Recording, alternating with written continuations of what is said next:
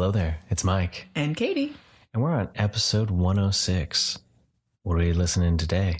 Today it's All Hail the Jolly Fat Man. On Cup of Rad.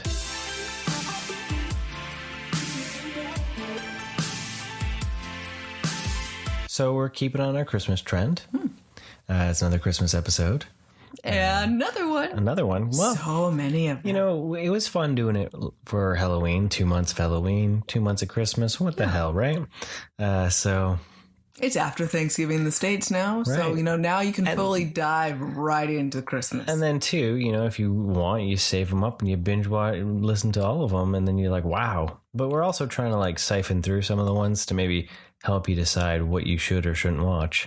Should I add this to my list or should I just stick to my good old classics? Should I stay away? Run away! Run away! But we'll sit here with a little... hot chocolate, pepperminty hot chocolatey thing. Yes. And, so smooth, so velvety. So we're almost done all our Christmas shopping, which is pretty fantastic. Yeah, we got some few online ordering type things, which is good. But managed to get a few Black Friday sales, which was excellent. And, checking things off the list, which is good. Trying to get all things done early so we don't have to go out and go searching and... Yeah.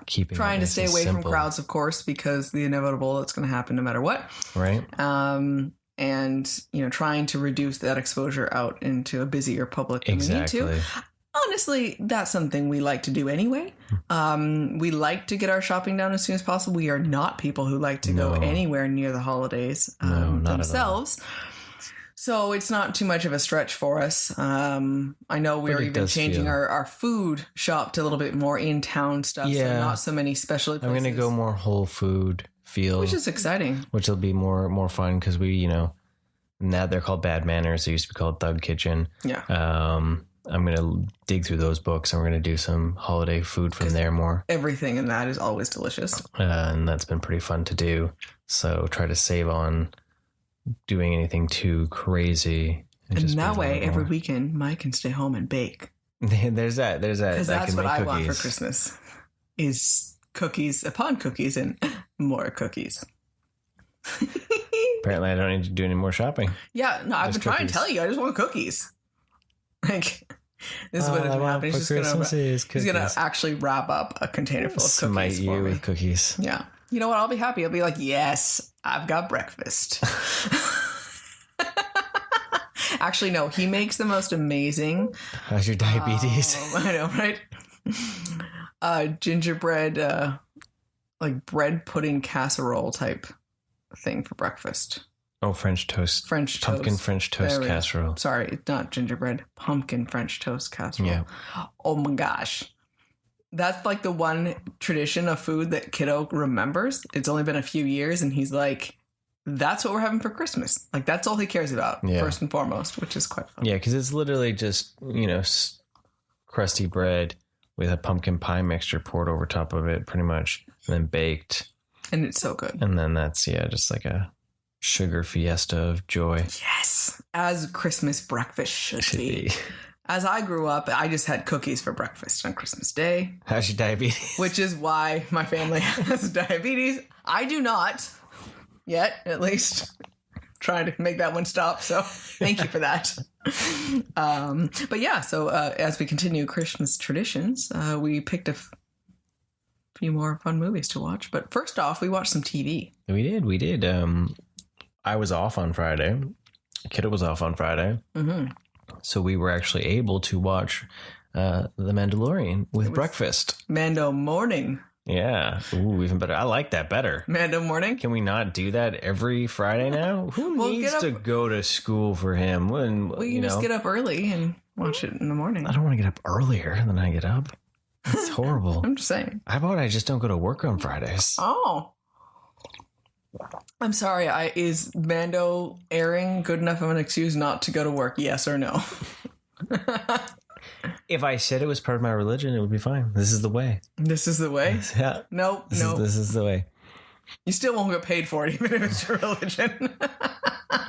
So, the epic. Chapter 13, titled The Jedi, directed by Dave Filoni. So amazing. you've probably seen on the internet and everything, it was spoiled, like, you know, it was spoiled before I even was ready to watch it that morning. So I was like, guys, we're watching we have to watch this now because it's already on. That episode, I think, was pure peak Star Wars gold.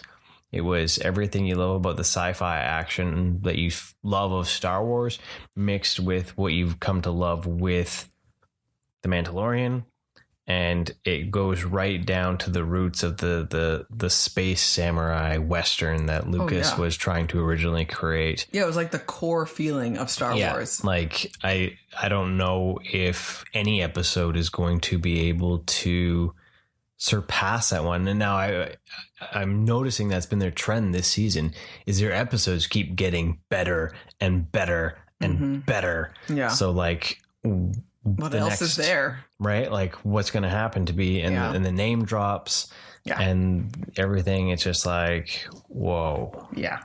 Like, well, it was such a, it was all goosebumpy, you know, like, oh my God. And like, I was actually afraid of how they were going to end this at first. Yep. And that's there was good that I don't know exactly what they're going to do. Yeah. I'm glad that they didn't kill people off. But that, you know, it was definitely suspenseful. And I was just like biting my nails. Like, how is this going to end? Because I really don't know. Like, they're telling that good of a story that they've made these characters, and I'm not sure how it's going to turn. And it was very engaging and we learned the child's name. Yeah.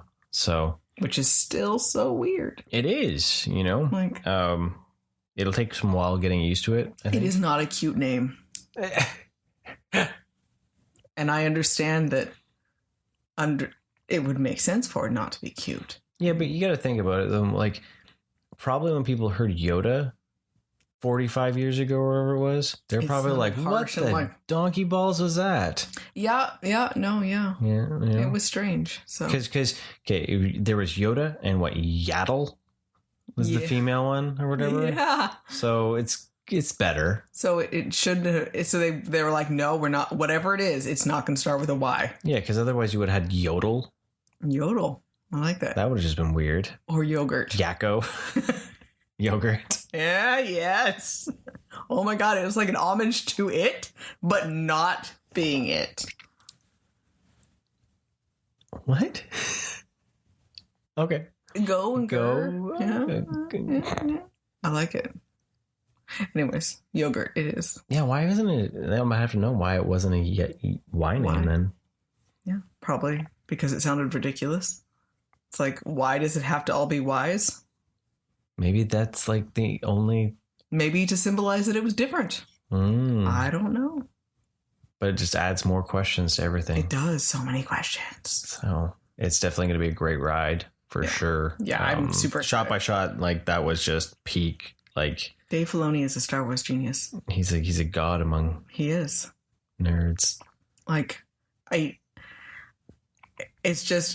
can't say enough good things about how much he cares and loves and understands about that franchise, the world with that, right? Like, I hope they keep him happy enough to keep him around because, because everything he's doing is golden. Yeah, like it's like a Midas touch right now, right? So even if he's not writing it, he's producing it. He understands the feeling and the theory behind it almost, you know, and it's such a deep love that he can take that concept and apply it to any character. Yeah. Opposed to like, I really like Darth Vader. Well, everything is going to be about that, you know, like that's not a good enough thing. You understand the relationships and the general theme behind things. And, I don't know, maybe that's an art that's being lost right now. The idea of understanding a theme behind something and the parables with it and all of those things that people don't talk about. They just talk about plot. Yeah. They talk about editing. Well, what about a theme of something? What about all the feeling about something, you know? And that is something that if you can't portray good characters if you don't get that base and that building blocks of a story. Yeah. You know, your plot is on top of your theme. Yeah. And your feeling behind things. The general vibe of your story. Yeah. And your plot is got to reflect that. You can't make a plot that then reflects a theme and a vibe. Yeah. It doesn't work. If you don't like your characters, your story isn't going to work. Yeah. If you don't relate, you're not going to be able to feel like, hey, you don't want to, or even like, hey, I want to be that dude because like, and yeah, there's basic core feelings that, you know, that human emotion that we can experience that allows us to, if it's well written into the character's development, then it doesn't matter if it's something we can never, I can never experience myself being a cowboy in space and, you know, I want to, but it makes you, if you can feel some of those things about being maybe abandoned as a child or feeling glomming onto a community of a belief, even if you don't quite understand it, or, you know, feeling like you really want to make sure you make a difference in something, or you really want to follow rules, or it's core principles of things. And then that can be applied in every little way. And that's when you have more of an in-depth story and in-depth characters for things, right? And that's when any of the Star Wars good or bad movies or moments shown is when you can apply that feeling towards something else. But when it focuses too much on the actual, like, this is the only thing, it's very, you know, it's scratching the surface of something and it's very empty. Yeah. Anyways, there we go. My deep Star Wars moment. So then we watched Thundercats. Mumra Lives. We finished Mumra Lives, 3 episodes. With Evil's best friend. Evil's best Mamat. Mummy's best friend, I think you said. Mummy's best friend, Mamat. So weird. You will now become a burble in disguise. I still understand. Here there's this whole group of burbles. They always just flock together. And one, I mean, not to mention he's got red eyes, just takes off in the middle of their little meeting and no one's like, that was weird. I wonder why he ran off. Where is he going? Okay, first off, too, though, he ran. That is true. Burbles don't really run. Burbles don't run. At least we haven't seen them really run. No. They've no, boom, boom, boom. But no, you know, it was interesting to see how that played out, because it is the idea that the story is now becoming so much larger with the new cast of Thundercats. Now there's another Snarf. There's a Snarfer, and then also too now the Lunatics or Lunatacs. And through that whole adventure, they got the Tower of Omens built. Another toy opportunity, right? Right. We've been having fun spotting the toy opportunities. Right. Well, there's also the ones that like never came fruition of it, right? You're like, that would have been like the vehicles. When the vehicles were fighting, you're like, that right there, toys. Yep. You know, even the Lunatics as well, right? They were never. I was looking it up. I thought I'd found toys, but then I was like, oh no, those were customs. But the everything about it, like, it did feel like a giant toy ad, but it was interesting trying to balance adding all these new characters, and like they're trying to. This really focused on Linkso and showing, you know, his wisdom and all that, and it was like that stereotypical, like, oh, he's blind, he's got like superpowers, sonar, and he's like, you know, they talked about not even being Thundercats back on Thundera, but like apparently they're like, he's a lot more useful than anyone ever he's thought. Special powered, right? Like, let's be honest. He feels like he has a special power. Because it's not his ears just glow whenever something happens. Yeah, it's not just like I have better hearing or senses. Like he literally has developed sonar. Like in his braille board and all that. And you know, the other two haven't really shone yet, but it's interesting to watch and see, like, you know, Tigra and Panthro and Chitara almost like get pushed to the side so that the other characters. Tigra wasn't even in this episode. He got caught in that fire. Yeah, thing. But he was there for like 2 seconds and then he was gone. And then the Kit and Kat, they didn't even show up. They were at the tower. They saved Panthro for one thing and that was it. So I've decided I'm a little frustrated. Panthro doesn't seem to be learning from anything. He gets taken over, mind controlled so easily, has had it happen so many times, and I think they go after him because he's supposed to be the strongest, like the most brute strength. Yeah. But he gets mind controlled, and yet he is not doing, like, I'm having the, like, be more like Batman moment, where you need to be like, oh, I keep having this happen. I'm going to go try to find a way to not have it happen again. But no, he just keeps thinking he can intimidate the hell out of a bad guy and just be like, you're not going to do this to me. I'm the strongest there is. I'm just going to beat you in the face with my nunchucks. Oh, wait, I'm being mind controlled again? Okay, I'll do whatever you say. It happened over and over again. I think that's like every kid's dream, though. I got nunchucks. No one's going to mess with me. Yeah. Right? But yet he completely fails all the time. The nunchucks do nothing to help you. Especially when the bad guy tells you both times to just put them down. You're like, okay. Right. So. Ooh, there's a chocolate surprise in the bottom of my hot chocolate. That's marvelous. But yeah, no, I was a little disappointed that they actually didn't take care of the lunatics. And it was the idea of like, oh, they're just going to be the new villains on a weekly basis now. Or because the mutants, God knows what happened to them. They just disappeared. Well, they were in the bowel of the thing with the slave. Well, at the end. Things. So, I mean, now it's turned out that Mumra is not vulnerable to his reflection anymore. So when he was brought back, he's like super strength now, and he's like, yeah, totally embracing the fact that he's evil and decayed. So it's more of Mumra has learned to accept himself. Big steps. Good job, Mumra. But with that, we have this life force relic thing that Linkso found. And it was like, oh yeah, by the way, we totally we got out of here with Mumra and we're good. So you guys can have this. Peace out. Yeah, he just gave it to the lunatics and they fought over it. Like, I know that the point of they're saying the lunatics they're never going to be a productive fighting unit and a threat if they don't work together. And so that was then causing them to all fight against each other. But then Lino says, no, they will learn how to figure out how to work together. So we have to be ready. Why give them a power? I know it's a positive thing, and it's supposed to be positive, but knowing them, they should probably still find a way to be able to turn it against them. So why would you take the thing that apparently helped against Mumra and just throw it away? Right. Especially after you found out that his reflection does not affect him anymore. Yeah, because now he doesn't have a weakness. Yeah. So good job, Linkso. You know, apparently that was not one of your superpowers, thinking long term. He is not well versed enough in Mumra to be like, oh, that was not worth it. And be like, oh, damn, dude. So yeah, that's how that was. But yeah, so that's where we went with the Thundercats. I'm still having fun watching it. Yeah. I'm curious to see now that we've gotten past like the two like movie length ones, the introductions in them, and see how they go. Yeah, will things get more interesting? Well, the next one's called Catfight, so they all going to fight amongst themselves and be like, probably, I don't like these new guys around here. You can go live over there. Live in the tower. Yeah. I don't know, Go off to the tower. Having too much. There was some good voice acting though in that one episode where the little like baby like Granny Goodness thing. Yeah, totally Granny Good. Luna. Yeah, was in the bushes and like Lino's trying to like get his sword going. He's like, thunder, help me, thunder. Right? Like that was really well done. Wait, what?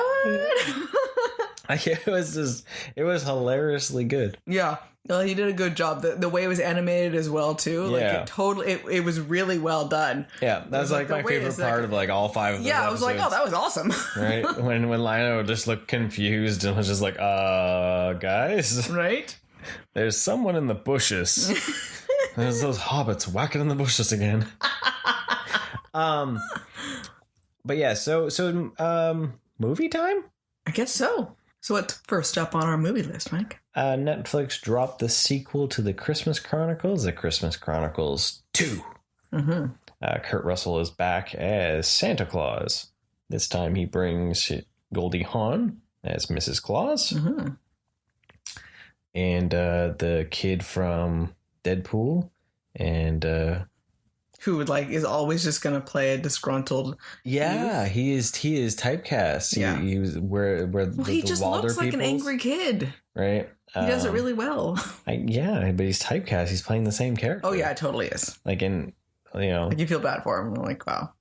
So he plays a disgruntled elf. Mm-hmm. A cursed disgruntled elf. So what are your thoughts? What do you think? Like, it's a brand new Netflix movie. The first Christmas Chronicles I really enjoyed. Mm-hmm. I had fun with it. I thought it was kind of a fun take on it. It was a nifty new introduction to Santa lore. Mm-hmm. But yeah, the second one. Well, this one here, it was fun to watch, but it was not nearly as enjoyable as the first one. My quick review is, I watched it. That's nice. Moving on. I don't care to watch it again. Honestly, it wasn't something that there was enough of things that irritated me with it to make me not want to watch it again. Not enough of a deep enough story. It was a little too scattered. There was Kate's story, a new stepbrother story, and the disgruntled elf story. They all had to learn something. It was a little too busy.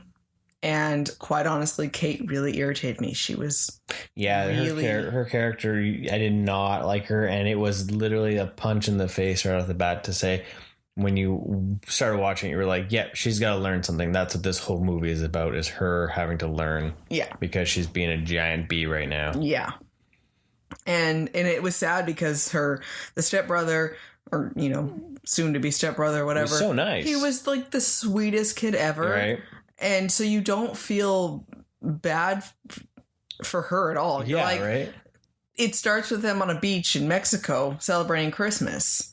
And she's just all pissy that she's on a beach at Christmas instead of being at home. It's like you're celebrating Christmas, and I know that a lot of people still feel that it's more important to be who you're with than what you're doing or where you are type thing. And I understand that's a common thread for a lesson in a movie or in real life.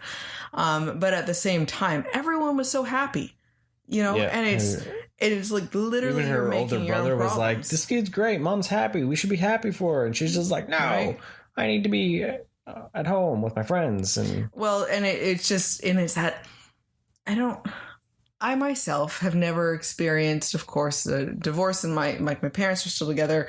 I've never had to lose anyone, so I can't put myself in that understanding. So I do get it.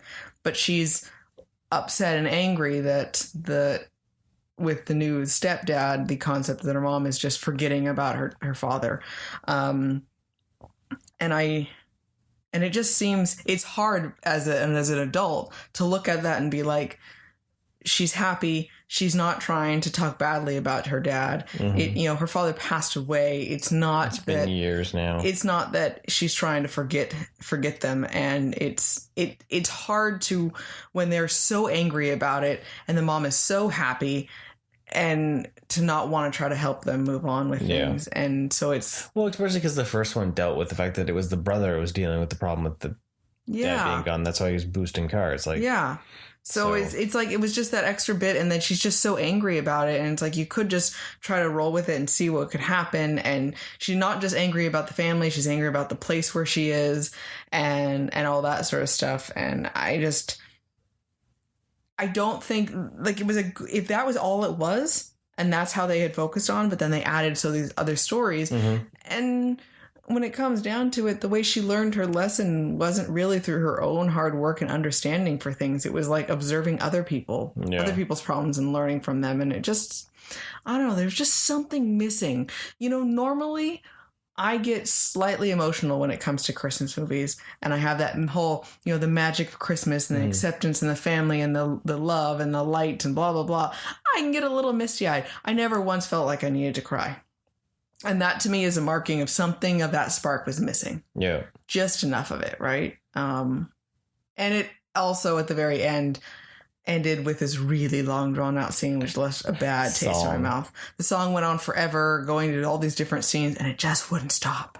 On and on and on. It's a song that never. Yeah. Right. But there was some good. I like the lore that they talked about, how the North Pole showed up, how the Christmas star came to being, how Santa Claus came to be Santa Claus. That was really fun to see. I like that. That was really cool. So those moments were really cool. I wanted to see him battle Jolo more. Yeah, that. Because I just kept thinking of Snow Mountain. Right? That thing was huge. Right. So. But No, I wasn't super impressed with it. Yeah.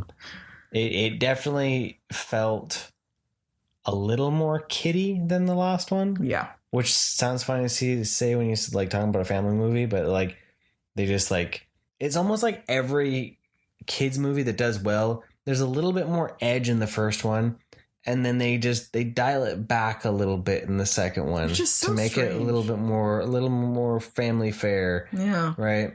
And there was no flossing elf, so I'm okay with that. That was the one good thing it had. Goldie Hawn, I know she's a decent actress. She hasn't been in anything for a really long time. But the way her character was written and the way she delivered it was like she was trying to be a little too wistful, and she came across a little bit more absent-minded and dementia almost. Like, not really there. Because when she was, like, with it and direct, she was great, and she was loving, and she was caring, and she did a good job of coming across that way, where she was genuinely wanted to help people. She is also a witch, by the way. Yeah, well, that was what I was more interested in. That was awesome. I was like, I want to know how you more of that story, right? Yeah. But the few of the lines, she was just like la la la, completely not there. And they, like, when they first showed up in the North Pole, they were literally frozen to death, and they were so worried about hearing Kate's story that they almost forgot about the soon-to-be stepbrother. It was like, oh, I guess we should defrost him too. Yeah, I felt really like that was like a weird moment. Yeah, it's like, no, she doesn't deserve it. Yeah, right? She's up here because she was doing something stupid. He just got tagged along because he was trying to help her. Mm-hmm. Like, no. You go help him. She can deal with it. Right? She can take a moment. Yeah. She's already healed. Like, she's not dying. Yeah. Like, so I wanted her to learn her lesson for his sake because he was so nice. Right? More than for hers. Like, and it shouldn't have been that way, really. And then you throw in the disgruntled elf with all of that, who was definitely traumatized and going down a, bad path there. I mean, he just was just out angry. To hurt everyone, and he had no. It was basically her. If she went to the extreme, right? Yeah, he ran away and did bad things because he didn't like that other people were taking the attention away from him. Yes, right. Yeah, it was very much I think I was better and all that sort of stuff, right? So, but I don't stamp it with this Cup of Rad's Christmas. I wouldn't take the time. Yeah. I don't think the first one's more enjoyable if you're looking at the two of them to choose, because it's just. Yeah, it just didn't have that spark of joy. It wasn't like a feel good. Because it's going down that same path, and as much as I get a kick out of the Santa Claus movies, like we said, this felt like the Santa Claus 2. Yeah. It very much felt like the child that's running away because they're doing bad things, and the new step parent feel, right? All like that extra it stuff. was the exact same. Or too many people having to learn something, and then yeah. So, but you know what? We watched it. It was still enjoyable from other things from last week. Netflix wasn't as disappointing. I don't have as much rage as other ones, but yeah, there we go. What's up next now? We found out that there was a movie called Fatman. Yep. And it was starring Mel Gibson. It's a brand new one for rent on on demand. And it's a dark, gritty, like I almost say like a dark comedy. Yeah. Feel comedic action, like dark. Lots of people died. Where Mel Gibson plays Kris Kringle. And it's like if he was real, like there's like no magic really in the movie, other than the fact that he seems immortal. But he's like a Wolverine. Yeah, he reminds me of Wolverine, where he just heals. Yeah, and he's old. So the elves are magical.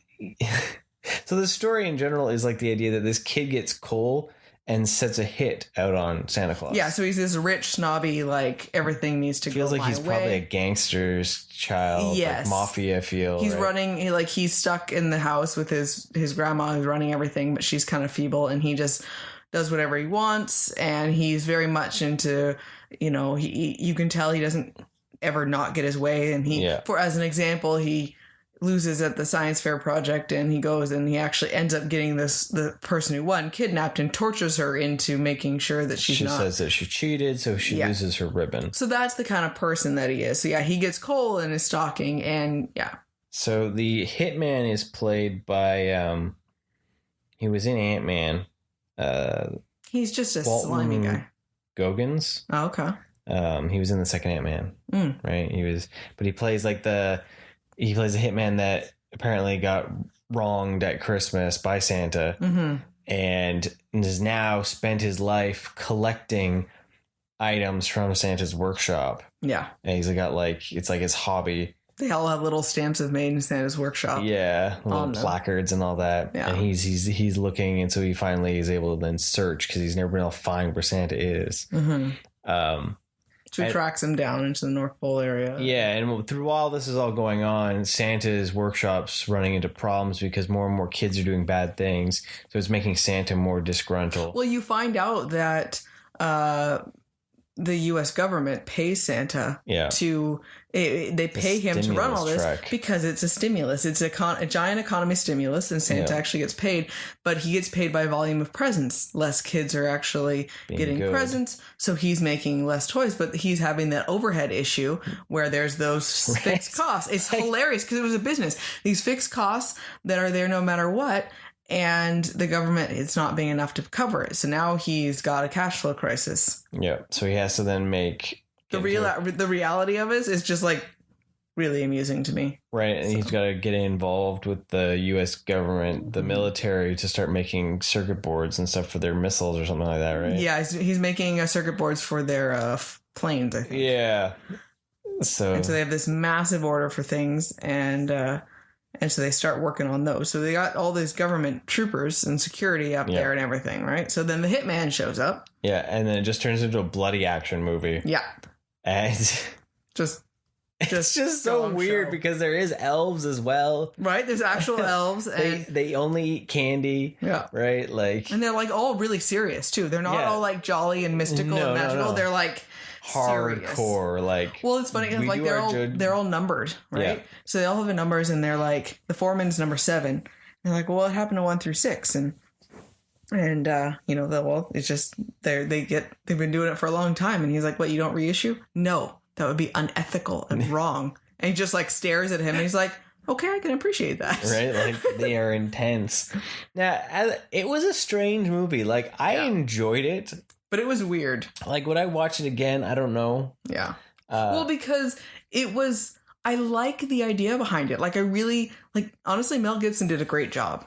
You really care about him. And it's this weird sense because he's an angry, bitter old man. But at the same time, and especially as it comes down to it, he loves what he does. And you can tell that he has a great desire to do to be Santa Claus. And his wife is such a caring, their relationship is so wonderful. Yeah. And at the end, he goes scary, badass, one-eyed, I'm threatening the bad kids, mode, which is fabulous.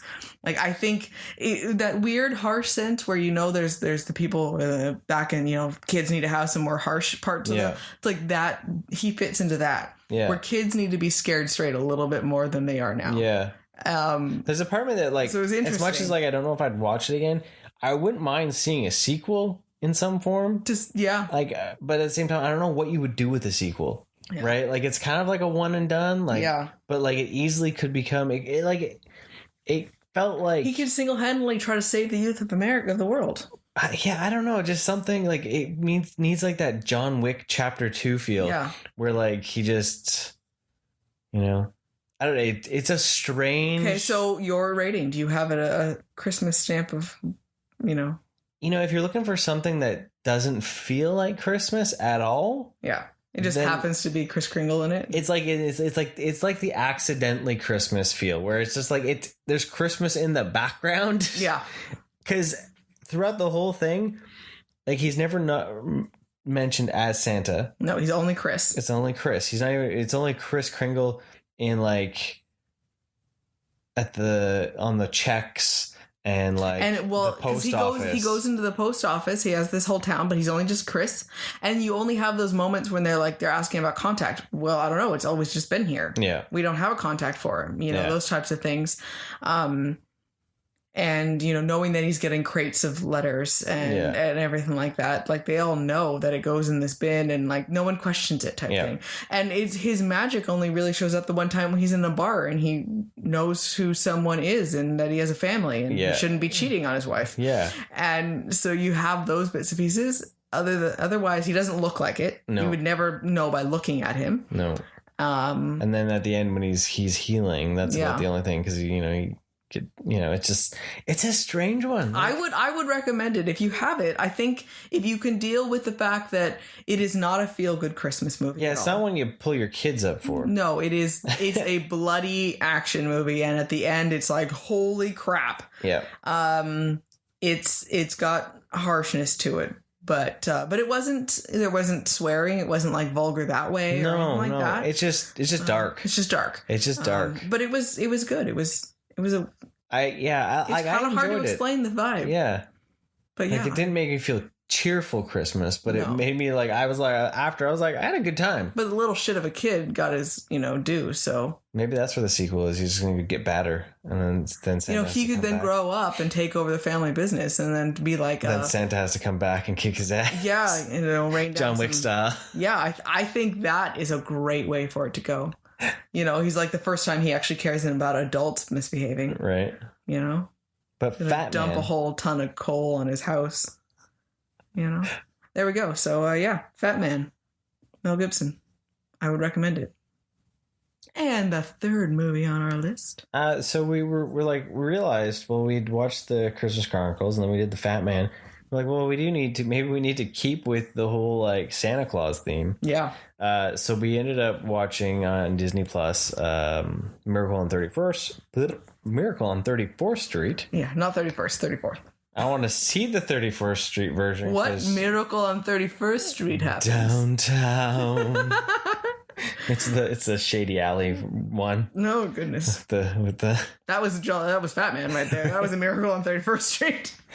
Because that was one that we were going to watch last year because it was on Disney Plus last year. But we just ran out of time. Yeah. So we don't prioritize it right when we have our classics to watch. So December will hit and we'll watch those the ones we watch all the time, right? And then so I was like, let's take that thing, and it fell with our theme of it's perfect. So we watched. It was the second version of it, the reboot. Well, technically, it's the third one. It's the 90s, is it? Yeah, obviously. So I'm surprised they haven't done another one. Yeah, but they did because they did the original one, and then they did a TV version in the 70s, and now they did that one, and it was John Hughes that had produced it. We actually have another tie to that because it was Thanksgiving in the States. Yes. And we watched Planes, Trains, and Automobiles. Oh, yeah. Because that's the only Thanksgiving movie out there. I had never seen that, which I thought I had, which is really weird. So. Which is hilariously strange. It's weird that I haven't seen it. Yeah. I don't know why, but I couldn't tell you that I had actually watched at least all of it for sure. And that was hilarious. I bet you $5 am I right now we're not landing in Chicago. My hand. Where's your hand? Between these two pillows. Those are pillows. The look of the boulder just shaking. Just But yeah. Bears. Yeah, man. Oh. I love how they're bumping their arms up we're manly men. Yeah. So but yeah, that was a fantastic movie. So we did that for Thanksgiving. So yep. So Planes, Trains, and Automobiles. I highly recommend that one. Yeah. Because how could you go wrong with those guys? John Candy and Steve Martin. It's literally it's comedy gold right there. Right. They're both such good actors. So, but anyways, back to Miracle on 34th Street. So I hadn't watched that movie for a really long time. Yeah. And long enough to the point where I couldn't remember absolutely every beat on it, which was kind of fun. I thought it was funny with how much I could just see Jurassic Park in it. And I couldn't get over that. But he's just so happy. It's adorable. Yeah. He's, and I thought about that moment when he was he gets hired to be the Santa Claus, even in just the parade. like how much fun that would have been for him to actually be able to just be himself. Yeah. And see all that love and joy from the people. And that made me so happy to think about that. Because he does all of this in hiding. Yeah. You know, and he's not, you know, he has to view the effects and the love from far away. And to be able to actually interact and see all of them in his true form rather than being just hidden and having kids recognize him randomly. Yeah. That just made me happy right off the bat. So it was... Well, it's almost like another feeling. I know the story came out way before A Year Without Santa Claus, but it's almost like that same kind of feeling where it's like he came to Earth because like something felt hinky and he needed to check out what was going on with the kids, and then he got a job. Yeah. Like... Right? And he just got... people still believed in him. Yeah, he just got like pulled into the real world to kind of undercover boss feel. That's what he did. I mean, he took a job to see what the other Santas do around the world, right? So how is his image portrayed? Yeah. And it was interesting to see how angry he was. But see, there's also like, so then there's that darkness that he had that was like ready to beat someone. So then it ties into Fatman. Right, there you go, where he was just like, I'm gonna. That's 30 something years later, right? Yeah, right. And it's just like, I'm done with this. I'm tired of, having you guys trash talk me. And because in Fatman, he's like shooting. His target is the Coke bottles. He hates the image because it doesn't look anything like him, and he's just like he talks. You think this is cute, right? I'm a joke. They think I'm fat and jolly. And he's just so angry about it, and he's like, I should be basically getting paid royalties for all the people that make off this apparent likeness of me, right? So, but in Miracle on 34th Street, apparently he looks exactly like all the kids recognize him. He looks like Santa. So you got to wonder sometimes, like, does he look different to different people? Because they all seem to recognize him. And it's like, because what she had said, Susan said, she's like, he looks like every picture of Santa Claus I've ever seen. Yeah. So, yeah, it's like Aphrodite. He just appears exactly how you think Santa is supposed to be. And that's what I kind of got from that line there, right? See, they need to make a movie now like that. Maybe they reboot that movie and they cast like a bazillion people to play Santa Claus. And like every scene, he looks different. Yeah. And then they could have that. And then you just be like tripping. It's like Santa's like the Doctor. He just regenerates. Maybe the Santa Claus is like the Doctor. Yeah. That would make sense why he's still alive. Yeah. I like it. So I really enjoyed this movie. It made me happy. Such a feel good, like that the idea of all the people in the city coming together and backing him.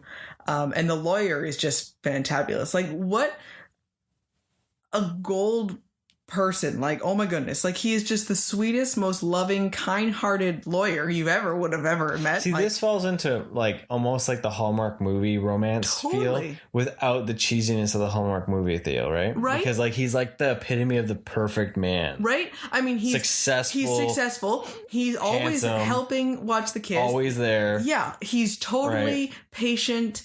The only thing that you could fold him is like, dude, wow, that really was a jump. You went from like not ever really having any sort of romantic relationship other than just like inserted into her life and been like, oh, by the way, you want to marry me?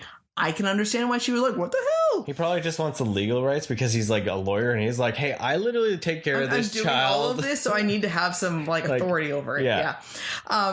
So, but I kind of like his leap. It was the idea of that leap of faith where it was just like, maybe something's there. Maybe she just needs me to try this. So I kind of like that he did that, but he also took it like a champ, the no, and just said, okay, well, we're just going to keep moving on. Whoa, I messed up. It wasn't like he didn't turn angry. Yeah. And it wasn't the typical romantic comedy patfall where like, okay, fine, I'm going to go. Or he went crazy and just like went off the deep end. Right. And so it was just really impressive to see. But yeah, it's like one of those more of the original Hallmark feels. You're right. So, but I love the creativity that comes up with the court case, and the what they're trying to do.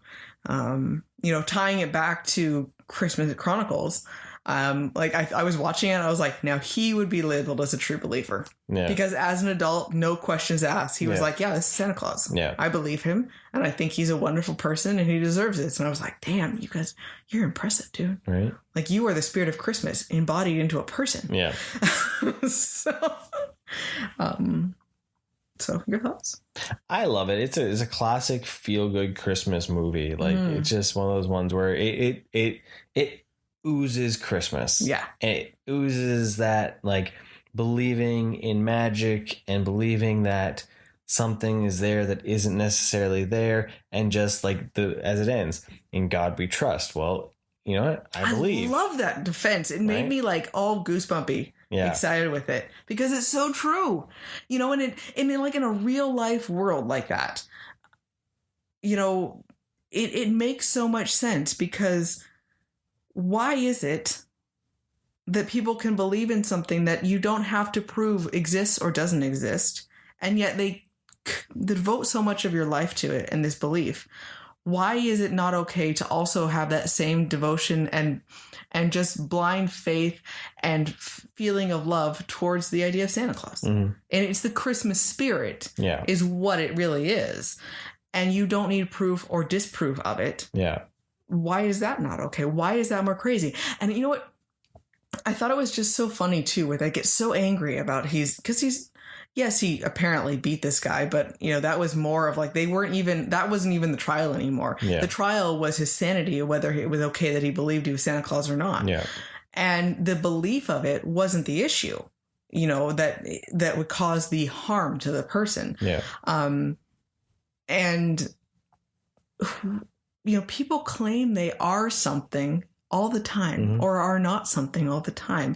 And yet why is it the title of, say, Santa Claus, something now that made him a criminal that deserved to be locked up? Yeah. You know, it's no different than I am, you know, saying, well, we have world officials that say they claim to be certain things that are blatantly in the face of not, and yet people support them and saying, well, they totally are that way. Their actions are one thing, you know, and, you know, why are we not more caring about what people say they are, opposed to a name? You know, this is with the actions. Well, you say that you are caring and giving and all these sort of things, but you never do it.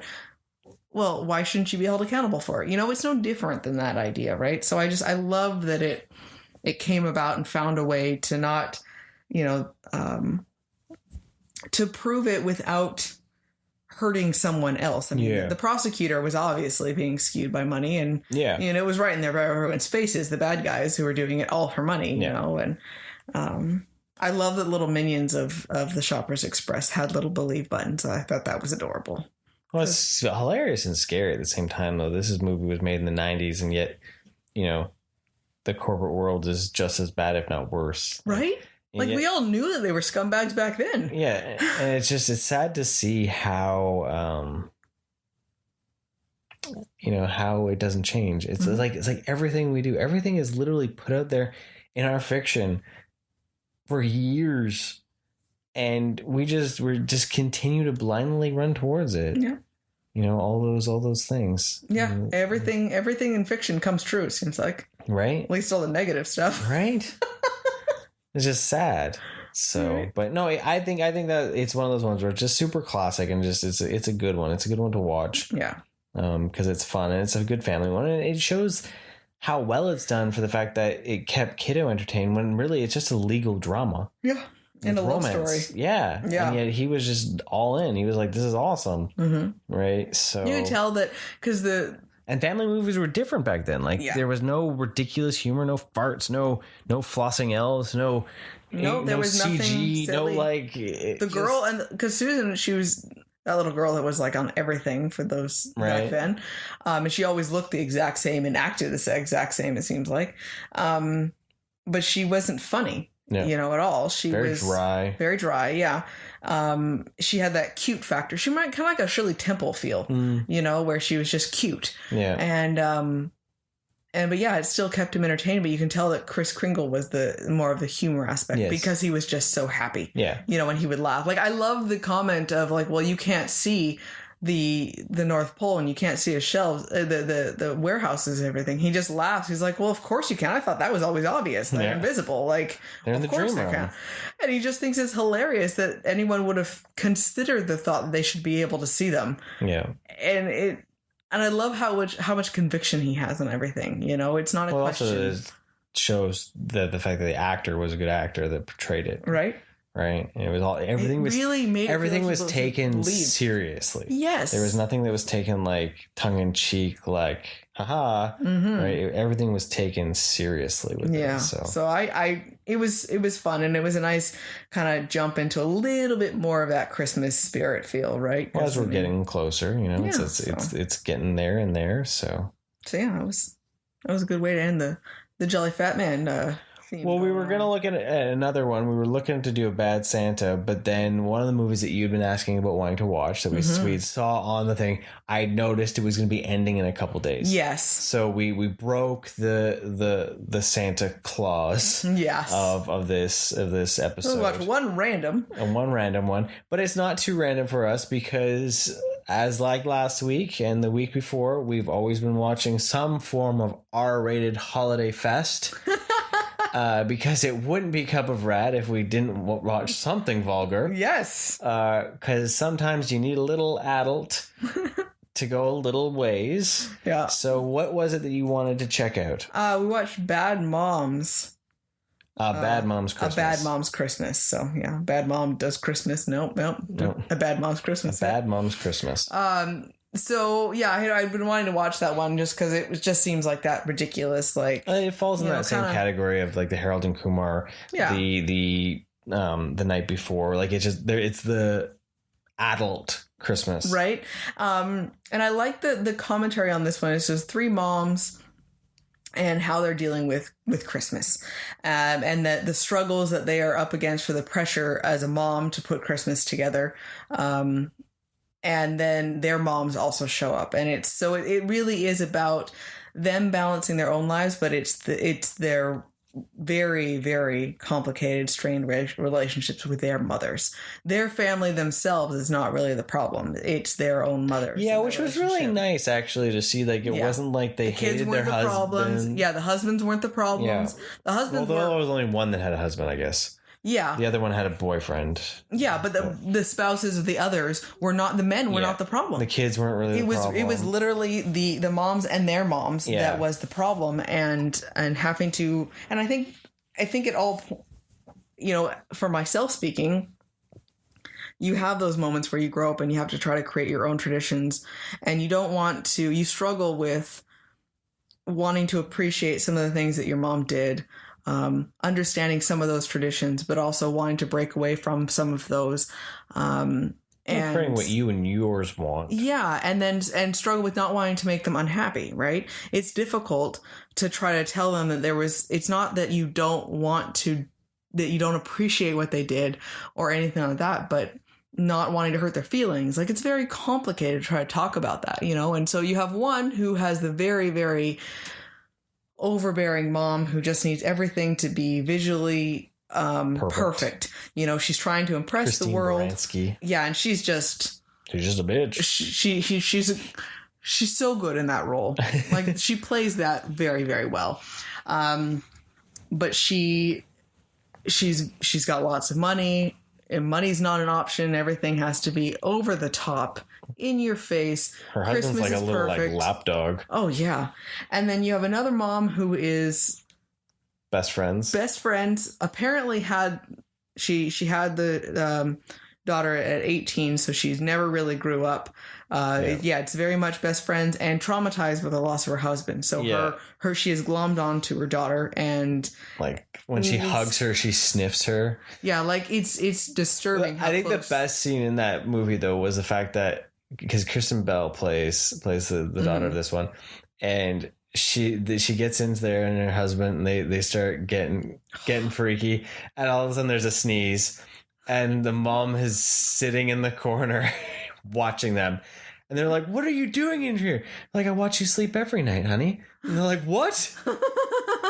And then she's like, oh, look, he's bigger than your dad was. Like, she's so calmly talking about things. I'm so glad you're able to get it up again. Yeah, like she's talking like it's everything she says. There's nothing awkward about it, but you're just absolutely mortified. You put yourself in that situation. You're like, oh my God, I can't even imagine. Honey, your mom saw my boner. Yeah. Like, oh my God. But yeah. And she just keeps talking about, your dad really liked when I did this. When I tickle his balls. When I tickle his balls, it's like, oh my God, right? Like, Mom, go away. And it's just so funny because you could put yourself in that and try to imagine that, and it just makes your skin crawl, right? You're like, oh my God, that is so not okay. No. And the mom is just like, it's completely acceptable. So there's a line between not having it too creepy that your mom is like so prudish it doesn't acknowledge that you actually have sex feel, and then like way over the line of how disturbing it was, and then the third mom is Susan Sarandon, and she's just a floater, comes into town, needs money, and leaves again. Yeah, party girl. Party just, was a roadie for 15 years and just doesn't remember how old does drugs is. Doesn't the grandson that has a random accent, he's got a very Texas it's like Australian Texas accent. I don't know where it is.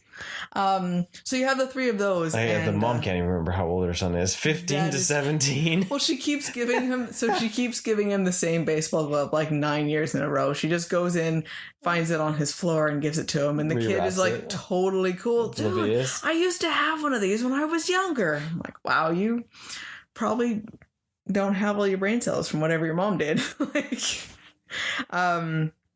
So it was all of that and the conflicts of that, and trying to express to your, especially Mila Kunis's mom, of the fact that she wants to try to celebrate Christmas her way, and it's her house and it's her kids, and it's the first Christmas without she's been divorced now. She's got a new boyfriend and a stepkid, and they're very, very happy, and the kids are totally okay with having a calm Christmas. Like that's they all connected, and with that. But the mom it says she listens, but she ends up throwing a surprise sneak party for her, and so then by the end, Mila Kunis just destroys everything, kicks the mom out of her house, and that's when the kids are having the problem, because the kids just want her grandma around, but they don't understand the bigger picture of things, right? Yeah. And so when they do make up, then the mom, you get that deeper understanding of that connection where you stop seeing them. She stops seeing her as a mom and sees her more as a person and a woman, and talks to her dad about it and understands some more of those feelings of why, and those traumas. Yeah, the traumas that they act like that, and they get passed on from parents, and they set things up, and the way people act about is not necessarily the reason why they're acting that on face value. Yeah. She was acting so over the top because she's so insecure, and that's I think a lot of the problem is, people are so worried what other people think. It's not that they need to be right, or they're so worried about making people happy and not being good enough, and that's what you need to try to, telling them that I just don't want this and it's not good enough is not going to make it go away. It's just going to make them more traumatized, right? And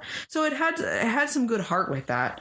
And a good lesson for everyone involved, because they all 6 of them learned something, so I really enjoyed it, because then it ends with a happy note of them all, coming together and accepting new traditions, accepting each other. Yeah. And it is that concept of Christmas doesn't matter if those traditions are there. It's more of who you're with. Yeah.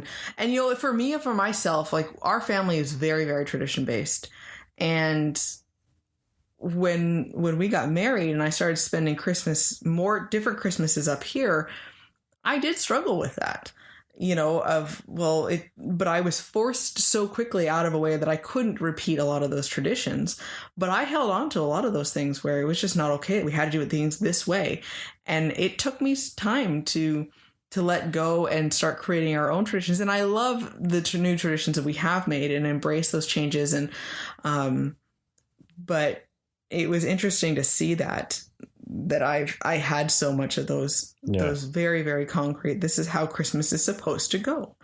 And it doesn't matter. There's no supposed to go for anything. Where I've been more or less like, you're just like, let's just do this. Let's change this year. And can we put the tree over here? And you know what? And I like that because now I've come to appreciate that flexibility where, you know, we have, say, our decorations, and I like that I don't remember where this pop goes. We have, you know, things that generally happen, and I have my tradition of always putting a certain decoration up is one thing. But like, I can still remember where all of the decorations went in the house as I was growing up. And it's not necessarily a bad thing. There was no harm in it. But as a transition of becoming an adult, you had to find your own thing for that. Right. And just the way things structured and ran in the morning, and it's unnecessary stress. Right. And like, being able to have that flexibility and even just food, we were just talking earlier today about what we're going to be doing for food, and every year it changes on what we're going to be doing. We almost were going to do a Christmas burger, and then we've decided to change things up so we can make room for other things we want to do. And, having that openness for it. Right. So, but this got turned into a Christmas tradition movie talk as well. But what are your thoughts on it? Like, it was fun. It was ridiculous. It had some great laughs in it. It also had male strippers, so. Oh, that was I was there for. I know, right? That was your highlight. You're like, yes, bring that on. Rhinoceros penis. That was just like, damn. That's what I needed. I was, when he held his legs up to get his butthole waxed. Good stuff, right? I was like, you know what? Maybe next year. Yeah. That's my goal. Yeah. Yeah, get my butthole waxed. Yeah. That's it. Yeah. I would like that to be known that this is on verbal record. I have no qualms with it, because it fell into that adult ridiculous humor that I think is needed. It's like that release. Yeah. Some of these movies like that, like you get into the traditional ones and you get into the family ones and you watch all those things, you're like, we need those release ones, like The Night Before. Mm-hmm. This one here falls into that. Harold and Kumar, Office Christmas Party. Yeah. Like those ones that are just stupid and make you laugh about the scenario that is the stress of Christmas. Well, like the idea they're talking about, like, well, there's so much stress about doing everything. I know it's not like, I've never felt the onus on me to like run Christmas. That's just never been the way it is. We share that, but because you put that stress on yourself. But the running around and wanting to make sure you find the right presents for people, and gotta get all the food, and you gotta get all this, and you gotta have all this, and the concept of going to the mall and having just utter chaos and being like, screw it, we're gonna go get drunk and we're just gonna make this easier. It's like, sometimes you kind of wish, like, that would make Christmas shopping way more interesting. Why not? And the hilarity of that is, why not, right? Yeah. So totally. Well, we even felt that I felt that just even when we were out this weekend, though, some of the driving and stuff like that was a lot more intense than it has been. Yeah. The highway was fantastic. Yeah. But it was that around the parking lots and all that, and just some of the crowds and the way things were set, because, especially with all the stuff that's going on, there's different regulations and things aren't set up, and you don't know if you're going the right way, apparently. But it's like, you just want to be chill about it, and it's hard, especially when you're trying to get stuff done, and you have time limits and you're trying to get going, right? So I can totally see that idea of, like, so, and luckily I drop some edibles and just calm out. Luckily we've never had like a problem with in-laws or anything like that. I mean, we spent years celebrating Christmas with my parents in the same house, and we had our own problems of trying to figure out how to fit 3 different families into traditions into 4 one different families. 4 different families into one Christmas morning. And our biggest flexibility that one year was we celebrated our Christmas on Christmas Eve. Yeah. And that really helped alleviate some of that stress, right? One year we went to Disneyland. And then we went to Disneyland. So, you find different ways. That was still my favorite thing. I wish it was still a tradition. That should have been a tradition. I know it should have been. And I don't know why. So you find different ways to make it work. But, I can't imagine I've never had to deal with that idea. My mom has never been like, well, this is how you should run your Christmas, so luckily we did struggle that though with my mom though, and it was more or less from her. That is true, yes. But, so so there was those issues. Yeah, and that was wrapped up into whole life in general, not just all Christmas. Anger. But it's interesting to see that. And then, but even with that, when you try to take more of a human approach and you try to step out and back from it, and you look and you're like, what was causing you to act that way? Yeah. And you want to try to have more of a humanity approach to it type thing. And it's really hard sometimes. Yeah. And, well, we all want our own time. We all want our own thing. So it's a matter of balancing everything. So, I thought it was funny. Kristen Bell's mom, she ends up giving her, so she walks out and she has Kristen Bell, her daughter pajama, her face on these like custom pajamas and everything. But she gives her this Christmas present that is a house key. And she had forced purchased basically the house next door. She looks it up and goes and offers them. It wasn't on the market. She offers them a cash price for the house next door so she can live there. And the face was just, I love that scene because she just looked like she wanted to explode. Yeah. And the husband read the room perfectly. Yeah. Even the kids were like, whoa, that's too much. And the husband's like, we're going to go now. Things are going to get bad. And all the kids don't even question. And they're young. They're just like, we're out of there. And I was just like, this was so well done because the husband knew, like, we need to leave. Yeah. Things are going to go down.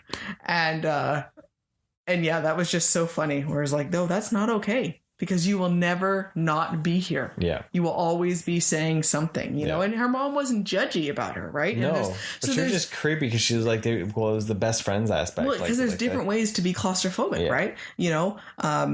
Mila Kunis's mom was trying to tell her everything she should be doing. And not having the fun and the joy and the flexibility of thinking about other people is like, well, everyone's going to be happy because of what I want to do. Yeah. And then claustrophobic the original Nutcracker, the 5-hour. That made me want to go to the fly high zone type thing with the giant trampoline rooms and all that sort of stuff. I missed that. We had that. I love that we were talking about Nutcracker, and then all of a sudden you're like, you know what? I want to go jump on a trampoline. Because if you watch that, that's what they did instead. They had so much fun because they were laughing and having a good time together, and that's more important of the actual experience of. Seeing as we can't do that, we're gonna go watch the Nutcracker.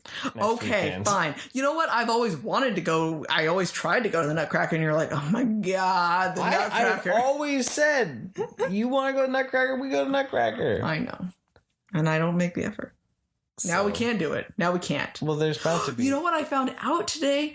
Facebook, I saw it. Trans-Siberian Orchestra. You can buy tickets to, they're going to do a live streaming show. Yeah, it's really cool. A lot of bands are actually starting to do I was like, I've always wanted to see Trans-Siberian Orchestra, and I know it wouldn't be the same as being there, but then my ears aren't going to be blown out by the speakers, so it might be actually really cool. Well, you get to see it too. Yeah. Right? Like, because I know a lot, like Foo Fighters did a live tour thing too, stream thing, and it was like $15. Yeah, so I was like, I thought something like that would be pretty sweet. Yeah. If we can put it on our TV, it would be pretty epic. It would be. So, but yeah, so stuff like that, right? Those different experiences, so. Nice. Anyways, that was this week. That was that. Yeah. It's a little bit more Christmas. It was more of the Jelly Fatman. Yeah. Who knows what we'll throw at you next week? Bound to be something more ho ho ho. Yeah. But you know what? Thank you again for listening. I hope you enjoy our show. We enjoy talking to you about movies and all that. So, thank you again. Stay rad. Stay safe. Stay healthy. Yeah. Mainly healthy, not just safe. Healthy is what we're looking for. Yeah. Stay sane. I like that one better. And that's why you got us. Yeah. Right? We're like your little friends on your shoulder. Little friends. One of us is the angel, one of us is the devil. And we switch positions whenever we need to. You just decide, whatever, No, go back and forth. Go buy some toys. On that note, everyone, thank you for joining us. Have a wonderful day. Thank you for listening. Want more rad content? Follow us on Facebook, Instagram, and Twitter. And don't forget to subscribe, rate us, and leave us a review. And remember, be excellent to each other and party on, dudes!